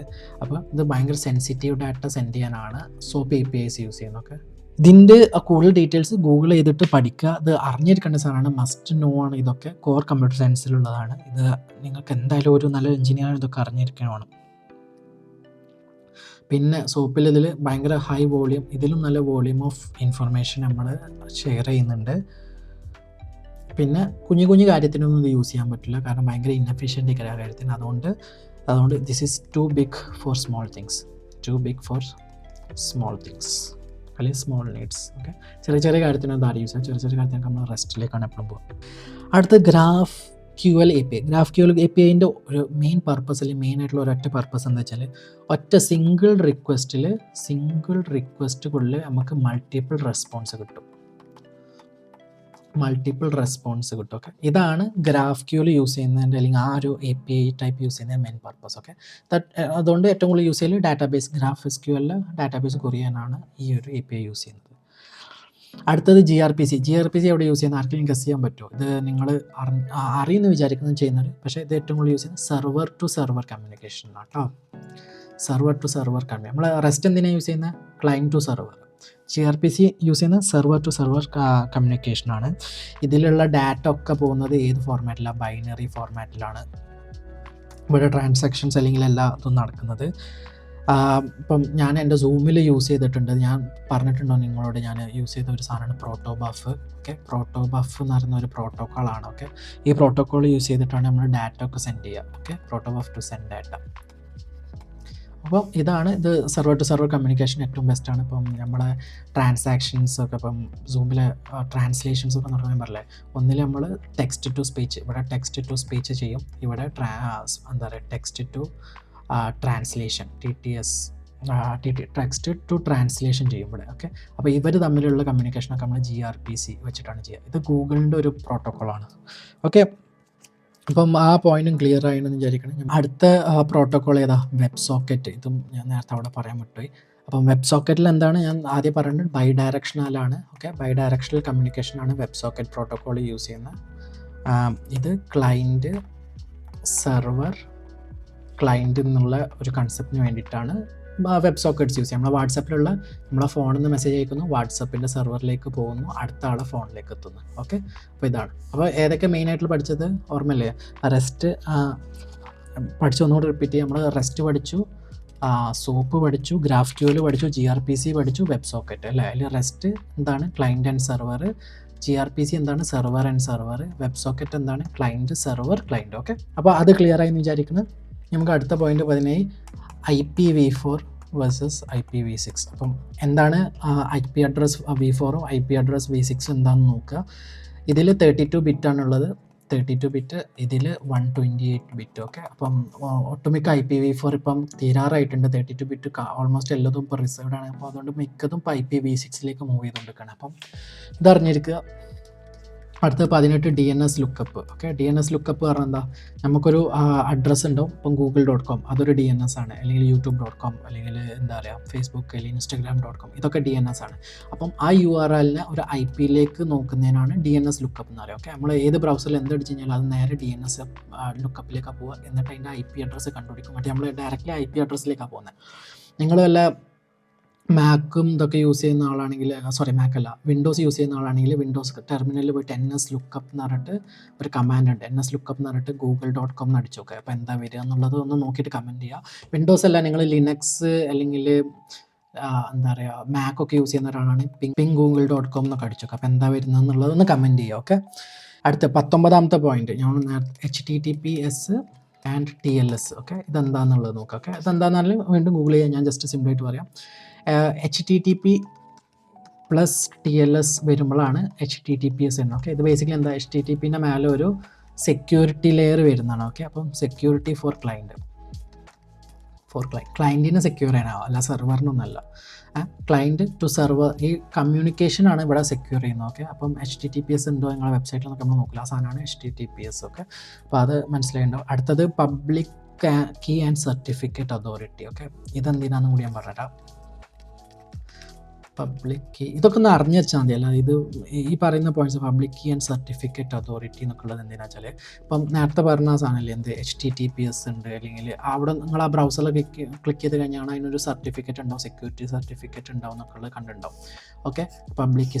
അപ്പോൾ ഇതൊക്കെ ആരാ വെരിഫൈ ചെയ്യുന്നത്? അപ്പോൾ ഒരു ഇൻഫ്രാസ്ട്രക്ചർ ഉണ്ട്, infrastructure to store security key and certificate. അപ്പം ഒരു സ്ഥലത്ത് ഒരു സെർവറിൽ എവിടെ വന്ന് ഇപ്പം ഈ വേൾഡ് വൈഡ് വെബ് അല്ലെങ്കിൽ WWWൻ്റെ സെർവറിൽ എപ്പോഴും ഒരു public key and certificate store ചെയ്ത് വെച്ചിട്ടുണ്ടാവും ഒരു ഇതിൽ. അപ്പോൾ നമ്മൾ ഈ HTTPS ഒക്കെ അടിച്ചൊരു വെബ്സൈറ്റിൽ കയറുമ്പോൾ എന്ത് ചെയ്യും, ഇത് അവിടെ പോയിട്ട് വെരിഫൈ ചെയ്യും ഇതിൻ്റെ സർട്ടിഫിക്കറ്റ് അവിടെ ഉണ്ടാവും, ഉണ്ടെങ്കിൽ മാത്രമാണ് അത് സെക്യൂർഡ് എന്ന് പറയുന്നത്. അല്ലെങ്കിൽ നിങ്ങൾ ചിലപ്പോൾ കണ്ടിട്ടുണ്ടാവും HTTPS എന്നൊക്കെ അടിച്ചിട്ട് നിങ്ങളൊരു വെബ്സൈറ്റ് കയറി കഴിഞ്ഞാൽ ബ്രൗസറിൻ്റെ അവിടെ ഇങ്ങനെ ഒരു ചുവപ്പ് കളറിൽ ഇങ്ങനെ എക്സോ അല്ലെങ്കിൽ റോങ് എന്നൊക്കെ ഇട്ടുണ്ട്. കാരണം എന്താ, അത് വെരിഫൈ ചെയ്യാൻ പറ്റിയിട്ടില്ല സർട്ടിഫിക്കറ്റ് അതോറിറ്റിയിൽ. അപ്പോൾ HTTPS ഉണ്ടെന്നേ ഉള്ളൂ, സെക്യൂർഡ് അല്ല എന്നൊക്കെ നിങ്ങൾ കണ്ടിട്ടുണ്ടാവും. അപ്പോൾ അതാണ് ഈ സാധനം. ഓക്കെ, അപ്പം there is an authority to verify നിങ്ങളെ വെബ്സൈറ്റും കാര്യങ്ങളും പോകുന്നത് ശരിക്കും സെക്യൂർഡ് ആണോ നോക്കാൻ ശരിക്കും ഒരു അതോറിറ്റി ഉണ്ട് എന്നാണ് കേട്ടോ അതിന് പറയുന്നത്. 21 symmetric and asymmetric encryption. Okay, അപ്പം ഇത് മിക്ക ട്രാൻസാക്ഷനും കാര്യങ്ങളൊക്കെ സെക്യൂർ ആക്കാൻ യൂസ് ചെയ്യുന്ന 2 ടൈപ്പ് ഓഫ് എൻക്രിപ്ഷൻ മെത്തേഡാണ്. ഓക്കെ, അസിമെട്രിക് എന്ന് പറഞ്ഞാൽ എന്തൊക്കെയാണ്? അസിമെട്രിക് എൻക്രിപ്ഷന് എക്സ്പെൻസീവ് ആണ്. കാരണം എന്താ, അതിൽ കുറച്ച് എക്സ്പെൻസീവ് ആയിട്ടുള്ള കാൽക്കുലേഷൻസും കാര്യങ്ങളും ചെയ്യാണ്ട്, കാരണം മോർ കമ്പ്യൂട്ടേഷൻ വേണം അതിനൊക്കെ, ഇതിന് കുറേ കമ്പ്യൂട്ടേഷനും കാര്യങ്ങളൊക്കെ വേണം. ഇത് ഏറ്റവും ബെസ്റ്റ് ആർക്കാണ്? Used for small data. Okay, small ഡാറ്റക്കാണ് ഇത് ഏറ്റവും ബെസ്റ്റ്. ഓക്കെ, അപ്പം എൻഡ് ടു എൻഡ് എൻക്രിപ്ഷൻ ആയിട്ടുള്ള ചാറ്റും കാര്യങ്ങളൊക്കെ കണ്ടിട്ടുണ്ടെങ്കിൽ അത് അസിമെട്രിക് ആയിരിക്കും most of the cases. Okay, asymmetric case ആണ് അതിനുള്ളത്. അപ്പം ഇതിന് ബേസിക്കലി മറ്റേ പബ്ലിക് പ്രൈവറ്റ് കീ സംഭവമില്ലേ, പബ്ലിക് പ്രൈവറ്റ് കീ ആ ട്രാൻസാക്ഷൻ കാര്യങ്ങളൊക്കെ ഇതിലാണ് വരുന്നത്, അസിമെട്രിക്കിലാണ് വരുന്നത്. ഈ പബ്ലിക് പ്രൈവറ്റ് കീ എങ്ങനെയാണ് അസിമെട്രിക് എന്താണെന്നൊക്കെ അറിയണമെങ്കിൽ നിങ്ങൾ യൂട്യൂബിൽ വേറെ വീഡിയോ നോക്കിയാൽ മതി, അല്ലെങ്കിൽ ഞാൻ മലയാളത്തിൽ പറഞ്ഞു തരുന്നുണ്ടെങ്കിൽ കമൻറ്റ് ചെയ്ത് കഴിഞ്ഞാൽ ഞാൻ പുതിയൊരു വീഡിയോ ചെയ്യാം. ഓക്കെ, അടുത്തത് സിമെട്രിക് എൻക്രിപ്ഷൻ നമ്മളിപ്പം പൊതുവേ കാണുന്ന കുറേ സാധനമുണ്ട്, AES, SHA-256, ഇങ്ങനത്തെ കുറേ ഹാഷിങ് ആൽഗോരിതം ഉണ്ട്, 256. ഓക്കെ, ഇങ്ങനത്തെ കുറേ ഹാഷിങ് ആൽഗോരിതം യൂസ് ചെയ്തിട്ട് നിങ്ങളെ മെസ്സേജ് എൻക്രിപ്റ്റ് ചെയ്യും. ഓക്കെ, ആ എൻക്രിപ്റ്റ് ചെയ്ത സാധനമാണ് അത് പോകുന്നത്. ഇപ്പം നിങ്ങൾ വെബ്സൈറ്റിൽ ലോഗിൻ ചെയ്യുമ്പോഴൊക്കെയുള്ള സാധനങ്ങൾ, ഇപ്പോൾ ലോഗിൻ ചെയ്ത് കഴിഞ്ഞാൽ ആ ലോഗിൻ പാസ്വേഡ് യൂസർ നെയിം ഒക്കെ ഈ വക സിമെട്രിക് എൻക്രിപ്ഷൻ പോയിട്ടാണ് സെർവറിൽ പോയിട്ട് വരുത്തുന്നത്. ഓക്കെ, അപ്പോൾ പാസ്വേഡൊക്കെ സ്റ്റോർ ചെയ്യൽ മിക്ക ഡാറ്റാബേസിലും ഈ സിമെട്രിക് ആൽഗോരിതം യൂസ് ചെയ്തിട്ട്. ഓക്കെ, അസിമെട്രിക് നമ്മളെപ്പോഴും ഈ 1-to-1 chat end to end encryption അതിനൊക്കെയാണ് യൂസ് ചെയ്യുക. അപ്പോൾ അത് മനസ്സിലായിട്ടുണ്ട് വിചാരിക്കുന്നു. അപ്പോൾ അടുത്ത് നെക്സ്റ്റ് ഇമ്പോർട്ടൻസ് ആണ്, അല്ലെങ്കിൽ ഇനി വരാൻ പോകുന്ന എല്ലാ സിസ്റ്റം ഡിസൈനിലും ഏറ്റവും കൂടുതൽ പറയാൻ പോകുന്ന ഒരു സാധനമാണ് ലോഡ് ബാലൻസർ. ലോഡ് ബാലൻസർ എന്ന പേര് കേട്ടാൽ തന്നെ അറിയാം നമുക്ക് എന്താ ചെയ്യുക, ലോഡ് ബാലൻസ് ചെയ്യും. ഓക്കെ, ഞാൻ നമ്മൾ സിസ്റ്റം ആർക്കിടെക്ചറിലൊക്കെ പറഞ്ഞിട്ടും നമ്മളിവിടെ ഉണ്ട്. ഓക്കെ, നമ്മൾ സെർവറിലേക്ക് എന്താ പറയുക റിക്വസ്റ്റ് ഇപ്പം ഇൻസ്റ്റാഗ്രാമിൽ ലോഗിൻ ചെയ്യും. ഓക്കെ, ഇൻസ്റ്റാഗ്രാം എന്താ കുറേ സെർവേഴ്സ് ഉണ്ടാവും. കാരണം എന്താ, ഒറ്റ സെർവറാണെങ്കിൽ ഈ ലക്ഷക്കണക്കിന് ആൾക്കാർ ലോഗിൻ ചെയ്യുന്നതിനൊക്കെ ക്രാഷ് ആവില്ല. അങ്ങനെ ഇടയ്ക്ക് കണ്ടിട്ടുണ്ടോ ഇൻസ്റ്റാഗ്രാമും ഫേസ്ബുക്കിൽ ChatGPT ഒക്കെ അടുത്ത് ക്രാഷ് ആയത് കണ്ടിട്ടില്ല. അപ്പോൾ ഇതൊക്കെ ഇങ്ങനെ കുറേ സെർവേഴ്സിൽ ഹോസ്റ്റ് ചെയ്തിട്ടുണ്ടാവും. അപ്പോൾ നിങ്ങൾ കണക്ഷൻ നടക്കുമ്പോൾ ഏത് സെർവറിലേക്ക് വേണമെന്ന് ആരാ ഡിസൈഡ് ചെയ്യുന്നത്? അതിനാണ് ലോഡ് ബാലൻസർ. ലോഡ് ബാലൻസർ ഇതിന് നടുക്കുള്ള ഒരാളാണ്. അപ്പോൾ നിങ്ങൾ ലോഡ് ബാലൻസർ എന്നാണ് ശരിക്കും Instagram.com എന്ന് പറഞ്ഞാൽ കണക്ട് ചെയ്യുമ്പോൾ പോകുന്നത്, അല്ലെങ്കിൽ ChatGPTയിലേക്കൊക്കെ പോയി കണക്ട് ചെയ്യും. മറ്റേ ലോഡ് ബാലൻസർ നിങ്ങളുടെ അക്കൗണ്ട് ഇതിലുള്ള കുറേ സെർവേഴ്സിൽ ഏതെങ്കിലും ഒരു സെർവറിലേക്ക് കണക്ഷൻ നടത്തും. ഓക്കെ, അങ്ങനെയാണ് കണക്ഷൻ എത്തുന്നത്. ഓക്കെ, അപ്പോൾ ഈ ലോഡ് ബാലൻസറിൻ്റെ മെയിൻ പണി ലോഡ് ബാലൻസ് ചെയ്യുക. ഇതിൻ്റെ എക്സാമ്പിൾസ് ആരൊക്കെ? Nginx അതാണ് ഒന്ന്. രണ്ടാമത്തെ HA പ്രോക്സി. ഓക്കെ, ഇതാണ് ലോഡ് ബാലൻസറിന് എക്സാമ്പിൾ. ഓക്കെ, അപ്പം balancing the serve request and distribute to appropriate nodes. ഇതൊക്കെ വരുന്ന എല്ലാ റിക്വസ്റ്റിനും ബാലൻസ് ചെയ്യുക, അയച്ചു കൊടുക്കുക. ഇവർ ചിലപ്പോൾ റൗണ്ട് റോബിൻ മെക്കാനിസേക്കാരും ഫോളോ ചെയ്യുന്നത്, മിക്ക ലോഡ് ബാലൻസ് റൗണ്ട് റോബിനേക്കാരും ഫോളോ ചെയ്യുന്നത്. ഇത് OSI ലെവൽ പഠിക്കുകയാണെങ്കിൽ ഞാൻ നേരത്തെ പറഞ്ഞ TCP IP മോഡൽ അതുപോലെയുള്ള സാധനം OSI ലെവൽ. ആ OSI ലെവൽ നോക്കണം. OSI ലെവലിലാണെങ്കിൽ ലെവൽ 7 ഈ ലോഡ് ബാലൻസർ വർക്ക് ചെയ്യുക, അല്ലെങ്കിൽ മറ്റേ TCP IP മോഡലിലാണെങ്കിൽ ലെവൽ 4 അതായത് ക്ലയൻറ്റ് ഡെസ്റ്റിനേഷൻ ഈ ഒരു ഏരിയയിൽ, അതായത് ക്ലയൻറ്റ് ഡെസ്റ്റിനേഷനിൽ IP ആൻഡ് പോർട്ടാണ് ഇത് മെയിനായിട്ട് ലോഡ് ബാലൻസർ ഹാൻഡിൽ ചെയ്യുന്ന സിറ്റുവേഷൻസ്. ഓക്കെ, അപ്പോൾ ലോഡ് ബാലൻസർ എന്താ മനസ്സിലായിട്ടുണ്ടാവും. ഈ ഏരിയ ഒന്നും മനസ്സിലായില്ലെങ്കിൽ കുഴപ്പമില്ല, നിങ്ങൾ ഏറ്റവും കൂടുതൽ മനസ്സിലാണ്ട് ഈ ഒരു കാര്യം എക്സാമ്പിൾ പറഞ്ഞ് വരുന്ന റിക്വസ്റ്റ് എത്ര റിക്വസ്റ്റ് വന്നാലും ഇതിനെ ബാലൻസ് ചെയ്ത് പ്രോപ്പറായിട്ടുള്ള നോഡ് അല്ലെങ്കിൽ പ്രോപ്പറായിട്ടുള്ള സെർവറിൻ്റെ നോഡ്സിലേക്ക് ഇത് റീഡയറക്റ്റ് ചെയ്യും. അതാണ് ലോഡ് ബാലൻസറിൻ്റെ ജോബ്. ഓക്കെ, ഇനി അടുത്ത പോയിന്റ് 23 നമ്മൾ പറഞ്ഞു അടുത്ത CDN-ഉം ആൻഡ് എഡ്ജും. ഓക്കെ, CDN എന്താ, ഇപ്പം നെറ്റ്ഫ്ലിക്സിൻ്റെ സിസ്റ്റം ഡിസൈനൊക്കെ വരുന്ന സമയത്ത് ഏറ്റവും കൂടുതൽ യൂസ് ചെയ്യാൻ പോകുന്ന വേറൊരു വേർഡാണ് CDN. CDN എന്ന് പറഞ്ഞു കഴിഞ്ഞാൽ ലാർജ് സ്റ്റാറ്റിക് ഡോക്സിലിംഗ് ഫയൽസ് ഏറ്റവും അടുത്തുള്ള ലൊക്കേഷനിൽ യൂസറിൻ്റെ ലൊക്കേഷനിൽ സ്റ്റോർ ചെയ്യാൻ യൂസ് ചെയ്യുന്ന ഒരു സ്റ്റോറേജ് സംഭവമാണ് CDN. ഓക്കെ, എഡ്ജ് പറഞ്ഞു കഴിഞ്ഞാൽ CDN സ്റ്റോറേജിനും എഡ്ജ് പ്രോസസ്സിങ്ങിനുള്ളതാണ്. ഓക്കെ, പ്രോസസ്സിങ്ങിനുള്ളതാണ്. ഈ രണ്ടും പ്രത്യേകത എന്താ? Close to user. ഓക്കെ, ഈ രണ്ടും ക്ലോസ് ടു യൂസർ, അതാണ് ഇതിൻ്റെ പ്രത്യേകത, വേറെ ഒന്നുമില്ല. ഓക്കെ, അപ്പോൾ എന്തുകൊണ്ടാണ് ഞാൻ ഇനി പറഞ്ഞപ്പോൾ നെറ്റ്ഫ്ലിക്സ് എടുക്കാം നമുക്ക്. ഓക്കെ, നെറ്റ്ഫ്ലിക്സ് നമ്മൾ എക്സാമ്പിൾ. നെറ്റ്ഫ്ലിക്സിൽ ഒരു ട്രെൻഡിങ് ആയിട്ടുള്ള ഒരു സീരീസ് സ്ട്രേഞ്ചർ തിങ്സ് ലോകം മൊത്തം ഭയങ്കര വൈറലായിട്ടുള്ള ഒരു ഫേമസ് ആണല്ലേ stranger things. Okay, stranger things ഉള്ള സാധനത്തിൽ പുതിയ എപ്പിസോഡ് അല്ലെങ്കിൽ പുതിയ സീസൺ വരികയാണ്. പുതിയ സീസണ് നെറ്റ്ഫ്ലിക്സ് എന്ത് ചെയ്യും? നെറ്റ്ഫ്ലിക്സിന് കുറേ CDN ഉണ്ട്. അപ്പം ഇന്ത്യയിൽ തന്നെ നമുക്ക് നോക്കാം. അപ്പോൾ അങ്ങനെ ഡൽഹിയിലുണ്ട്, ഒന്ന് കൊച്ചി, ബാംഗ്ലൂർ, ഇങ്ങനെ കുറേ സ്ഥലത്ത് എന്ത് ചെയ്യും? ഇവർക്ക് ഒരു CDN ഒക്കെ ഉണ്ടാവും. ചെന്നൈ, അപ്പോൾ ഇവിടെയൊക്കെ CDN. അപ്പം ഇന്ത്യയിൽ ഇവർക്ക് ഇത്രയും CDN ഇവിടെ വെക്കും. എന്നിട്ട് ഇവരെന്ത് ചെയ്യും? ഈ സ്ട്രേഞ്ചർ തിങ്സിൻ്റെ എപ്പിസോഡൊക്കെ ഇവിടെയുള്ള ഇതൊക്കെ ഒരു സ്റ്റോറേജാണ്. ഇവിടെ ഒരു ഹാർഡ് ഡിസ്ക് എന്തെങ്കിലും ഉണ്ടെന്ന് കരുതുക. അപ്പോൾ അവിടെ ഇടും സ്ട്രേഞ്ചർ തിങ്സിൻ്റെ എപ്പിസോഡ് ഒന്ന്. ഇവിടെ കൊച്ചിയിൽ കൊണ്ടുപോയി വെക്കും, ബാംഗ്ലൂരിൽ വെക്കും, ചെന്നൈയിൽ വെക്കും, ഹൈദരാബാദിലേക്ക് എല്ലായിടത്തും വെക്കും. അതേപോലെ ഇതിപ്പോൾ ഇന്ത്യയിലാണ്. അതേപോലെ US, യൂറോപ്പിൽ, ഇങ്ങനെ എല്ലായിടത്തും ഓരോരോ CDNസിൽ ഈ സെയിം സാധനം. ഇതെന്തിനാണ് വെക്കുന്നത്? നിങ്ങളിപ്പോൾ ഇവിടുന്ന് നെറ്റ്ഫ്ലിക്സിൽ കയറിയിട്ട് സ്ട്രേഞ്ചർ തിങ്സ് പ്ലേ ചെയ്യാൻ നോക്കിയാൽ നിങ്ങൾ ഏറ്റവും അടുത്തുള്ള സിറ്റിയിലുള്ള ആ CDNിലേക്കാണ് ഇത് കണക്റ്റ് ആവുക. ഓക്കെ, അപ്പോൾ നിങ്ങളിത് കാണാനിരുന്ന് കഴിഞ്ഞാൽ നിങ്ങൾ ഏറ്റവും അടുത്തുള്ള സിറ്റി ഏതാ? കൊച്ചി ആണെങ്കിൽ കൊച്ചി, കേരളത്തിലുള്ളവർക്ക് കൊച്ചിയിലേക്ക് പോകും, അവിടെ പോകും. ബാംഗ്ലൂരിലേക്കാണ് ബാംഗ്ലൂരിലെ CDNിൽ പോകും. നിങ്ങൾക്ക് പെട്ടെന്ന് സ്ട്രേഞ്ചർ തിങ്സ് സ്ട്രീം ചെയ്യാം. ഇപ്പോൾ അഥവാ ഇങ്ങനെ ഒരു സംഭവം ഇല്ലെങ്കിൽ പ്രശ്നം ആകെ ഡൽഹിയിൽ മാത്രം. അപ്പോൾ നിങ്ങളുടെ നെറ്റ്വർക്കാണ് ഡൽഹി വരെ പോകണം. അപ്പോൾ ഇന്ത്യയിലുള്ള എല്ലാവരും ഡൽഹിയിലേക്ക് കണക്ട് ചെയ്യുമ്പോൾ ഫസ്റ്റ് ഓഫ് ഓൾ അത് സ്ലോ ആവും. മറ്റേ ഡൽഹിയിൽ നിന്ന് ആ സാധനം ആ ഫയല് അവിടുന്ന് ഇങ്ങോട്ട് എന്താ പറയുക സ്ട്രീം ചെയ്ത് നിങ്ങളുടെ ഡിവൈസിൽ എത്തുമ്പോൾ ഭയങ്കര ലാഗ് ആയിരിക്കും. ബഫർ ചെയ്ത് കാണേണ്ടി വരും, ബോറടിക്കും. മനസ്സിലായില്ല? അപ്പോൾ അങ്ങനെ ഇല്ലാക്കാൻ വേണ്ടിയിട്ടാണ് CDN ഉള്ളത്. ഈ സെയിം സാധനം CDN സ്റ്റോറേജിനുള്ളതാണ്. അതിൻ്റെ സെയിം സാധനം പ്രോസസ്സിങ്. നിങ്ങൾ ഒരു സാധനം പ്രോസസ്സ് ചെയ്യാനാണെങ്കിൽ ഇപ്പോൾ ലൈവായിട്ടൊക്കെ കോഡ് എഡിറ്ററൊക്കെ ഉണ്ട്. ഇപ്പോൾ ഗൂഗിളിൻ്റെ കൊളാബ് നോട്ട്ബുക്കൊക്കെ ഉണ്ടല്ലോ. അപ്പോൾ അതിൻ്റെ പ്രോസസ്സിംഗ് ഒക്കെ നടക്കുന്ന എവിടേക്കാരും നിങ്ങളിപ്പോൾ കേരളത്തിൽ നിന്ന് ചെയ്യുകയാണെങ്കിൽ അതിൻ്റെ പ്രോസസ്സിംഗ് നടക്കില്ല ഹൈദരാബാദിലോ ബാംഗ്ലൂരിലോ വെച്ചിട്ടേക്കും. അല്ലാതെ അതിപ്പോൾ US പോയിട്ടുള്ള ഗൂഗിളിൻ്റെ ഡാറ്റാ സെൻറ്ററിലല്ല വർക്ക് ചെയ്യുക. ഓക്കെ, ഏറ്റവും ക്ലോസസ്റ്റ് നിങ്ങൾ ഏറ്റവും അടുത്തുള്ള ക്ലോസസ്റ്റിൽ പ്രോസസ്സിംഗ് നടക്കുന്നതിന് എഡ്ജ് എന്ന് പറയും. ഓക്കെ, അപ്പോൾ ഈ രണ്ടും ഓരോ സിസ്റ്റത്തിന് യൂസ് ചെയ്യണം. അപ്പോൾ നമ്മൾ നെറ്റ്ഫ്ലിക്സിൻ്റെ സിസ്റ്റം ഡിസൈനൊക്കെ യൂസ് ചെയ്യുമ്പോൾ ഏറ്റവും കൂടുതൽ യൂസ് ചെയ്യുന്ന സാധനമാണ് CDN. ഓക്കെ, ഇനി അടുത്ത പോയിന്റ് 24. ഓക്കെ, 24 ഗൈസ്, കുറച്ചും കൂടി ഉള്ളൂ. അതുകൊണ്ട് കഴിഞ്ഞ് കഴിഞ്ഞാൽ അത്യാവശ്യം എല്ലാ കൺസെപ്റ്റ്സും നമ്മളിപ്പോൾ കവർ ചെയ്തിട്ടുണ്ടാവും. നിങ്ങൾക്ക് സിസ്റ്റം ഡിസൈൻ റെഡിയാണ് നിങ്ങൾ തിയററ്റിക്കലി. ഇതിനെക്കുറിച്ച് ഡീറ്റെയിൽ ആയിട്ട് എന്തായാലും പഠിക്കണം കേട്ടോ. അടുത്തത് വീണ്ടും ഒരു ഇമ്പോർട്ടൻറ്റ് ടോപ്പിക്, വെർച്വൽ മെഷീൻ അഥവാ VM and containers. Okay, containers ഇത് കേൾക്കാത്തതായിട്ട് ആരും ഉണ്ടാവില്ല എന്ന് ഞാൻ വിചാരിക്കുന്നു. അറിയില്ലെങ്കിൽ എന്താണെന്ന് പഠിക്കുക. VM എന്താണ്? Operating system on shared resources. Okay, VM is operating system on shared resources. Containers പറഞ്ഞാൽ എന്താ? കണ്ടെയ്നേഴ്സ് എന്ന് പറഞ്ഞാൽ application run in isolated environment. Okay, അതല്ലെങ്കിൽ നമുക്കൊരു അപ്ലിക്കേഷനെ application in isolated environment. Okay, environments. Okay, ഇതാണ് ബേസിക്കലി ഇത്. കണ്ടെയ്നേഴ്സിൻ്റെ ഏറ്റവും വലിയ എക്സാമ്പിൾ ആരാണ്? ഡോക്കർ അല്ലേ? ഡോക്കർ കണ്ടെയ്നറിനെ മാനേജ് ചെയ്യുന്ന ആളാരാണ്? ക്യൂബർനെറ്റിസ് ക്ലസ്റ്റേഴ്സ് എന്നൊക്കെ പറയും. ഡോക്കറിനെ മാനേജ് ചെയ്യുക ആൾ VM. അപ്പം VM എന്താണെന്ന് ഞാൻ സിമ്പിൾ ടേംസിൽ പറയുകയാണെങ്കിൽ നമുക്കൊരു കമ്പ്യൂട്ടർ ഉണ്ട്. ഓക്കെ, ഇപ്പോൾ ഒരു 4 GB RAM, 500 GB സ്റ്റോറേജ്, ഒരു i7 പ്രോസസ്സർ, ഇതാണ് നമ്മളെ കമ്പ്യൂട്ടർ. അപ്പോൾ ഇതിൽ നമുക്ക് വേണമെങ്കിൽ ഇവിടെ ഒരു Windows 10 ഒരു ഓപ്പറേറ്റിംഗ് സിസ്റ്റം റൺ ചെയ്യണം. ഇവിടെ നമുക്കൊരു ലിനക്സ് റൺ ചെയ്യണം.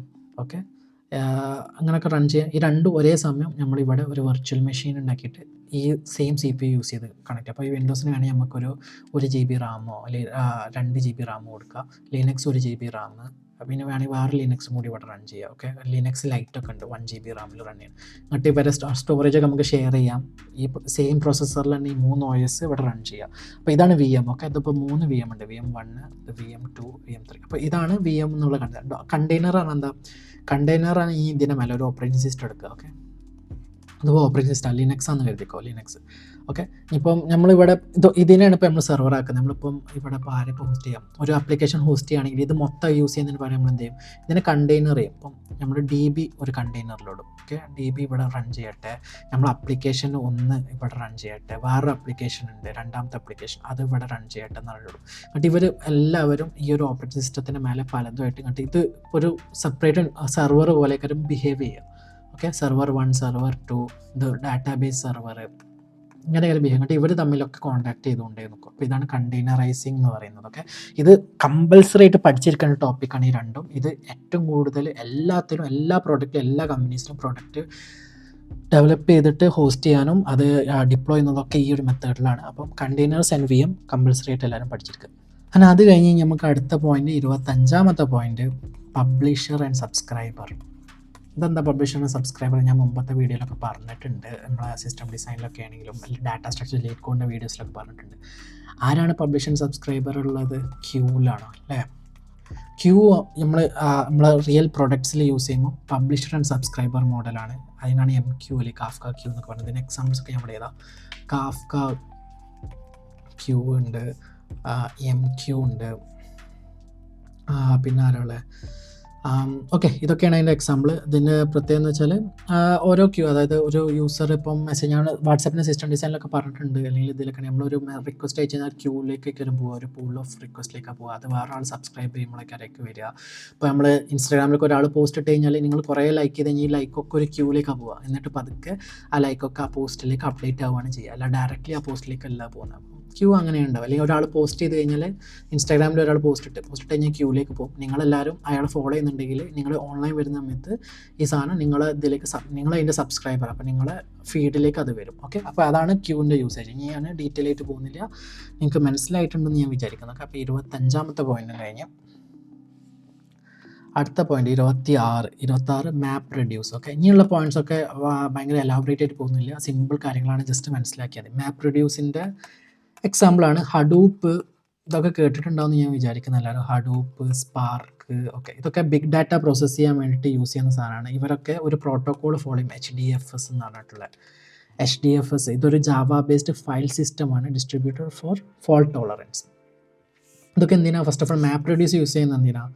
To process big data process ചെയ്യാനുള്ള ടൂൾസും കാര്യങ്ങളാണ് ഈ ഹഡൂപ്പ്, സ്പാർക്ക് എന്നൊക്കെ ഉള്ളത്. ഓക്കെ, ഇത് വെറുതെ പ്രോസസ്സ് ചെയ്യുക, നമുക്കൊരു പൈത്തൺ പ്രോഗ്രാം ചെയ്താലും മതിയല്ലോ. അപ്പോൾ ബിഗ് ഡാറ്റ ഇൻ പാരലൽ ആട്ടോ, അതൊക്കെ പാരലലി പ്രോസസ്സ് ചെയ്യും. ബിഗ് ഡാറ്റ എന്നാൽ ഹ്യൂജ് ഡാറ്റ കാര്യം കുറേ ഉണ്ടാവും. അപ്പം ഇത് പാരലലി ആൻഡ് ഡിസ്ട്രിബ്യൂട്ടഡ് ആയിട്ട് ഇത് പ്രോസസ്സ് ചെയ്യും. അതിനാണ് ഇവരൊക്കെ യൂസ് ചെയ്യുന്നത്. ഇതൊക്കെ HDFSലാണ് പോവുക.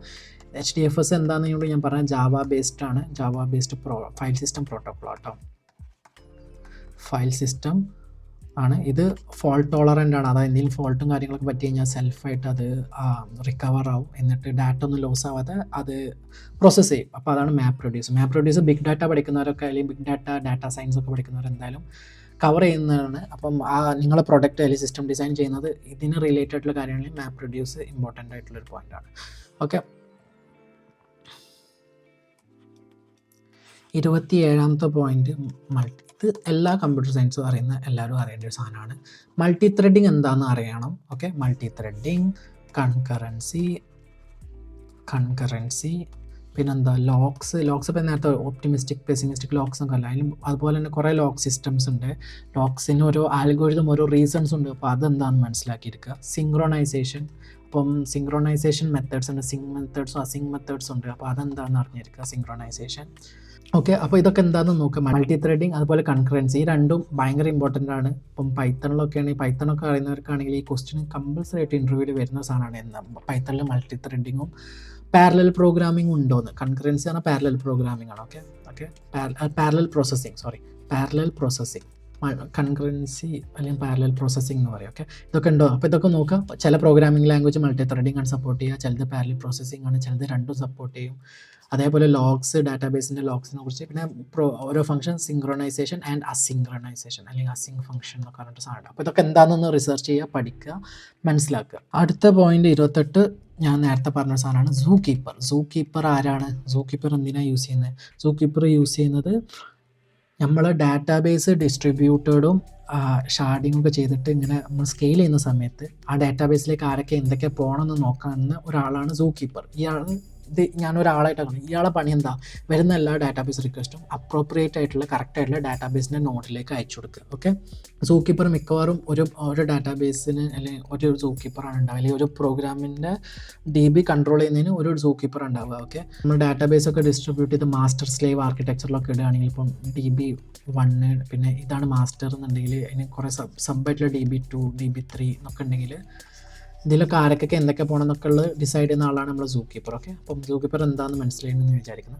റിസർച്ച് ചെയ്യുക, കുറച്ചുകൂടി ഡീപ്പായിട്ട് പഠിക്കുക. അടുത്ത പോയിന്റ് 29ാമത്തെ പോയിന്റ്, സോളർ എന്താണ്, എലാസ്റ്റിക് സെർച്ച് എന്താണ്. ഒരുപാട് ഇതൊക്കെ ഇങ്ങനെ ടെക്നിക്കലി ജസ്റ്റ് ഒന്ന് അറിഞ്ഞു വെച്ചാൽ മതി എന്തിനാന്നുള്ളത്. ഇത് രണ്ട് യൂസ് ചെയ്യുന്നത് എന്തിനാ, സെർച്ചിങ്ങിന് വേണ്ടിയിട്ടാണ് കേട്ടോ. സെർച്ചിങ്ങിന് വേണ്ടി യൂസ് ചെയ്യുന്ന സാധനമാണ് എലാസ്റ്റിക് സെർച്ച്. സെർച്ചിങ്ങിന് വേണ്ടി യൂസ് ചെയ്യാം. ഇത് എവിടെ സെർച്ച് ചെയ്യുന്നത്, Amazon.com എന്ന് പോയി കഴിഞ്ഞാൽ നമ്മളവിടെ മേലെ മറ്റേ സെർച്ച് ബാർ കണ്ടിട്ടില്ലേ, ഒരു സെർച്ച് ബാർ ഉണ്ട്, ഇവിടെ എന്തെങ്കിലും ടൈപ്പ് ചെയ്തിട്ട് ആ സെർച്ചിങ്ങിന് യൂസ് ചെയ്യുന്ന ആളാണ് ഈ എലാസ്റ്റിക് സെർച്ച്. ഇത് എന്തിനാണെന്ന് വെച്ച് കഴിഞ്ഞാൽ നമ്മൾ സെർച്ച് ചെയ്ത് അപ്പം തന്നെ ഇവിടെ ആ റെക്കമെൻഡേഷൻ അവിടെ എന്തൊക്കെയുണ്ട് ഒക്കെ വരും, അതിനൊക്കെ ഹെൽപ്ഫുള്ളാണ്.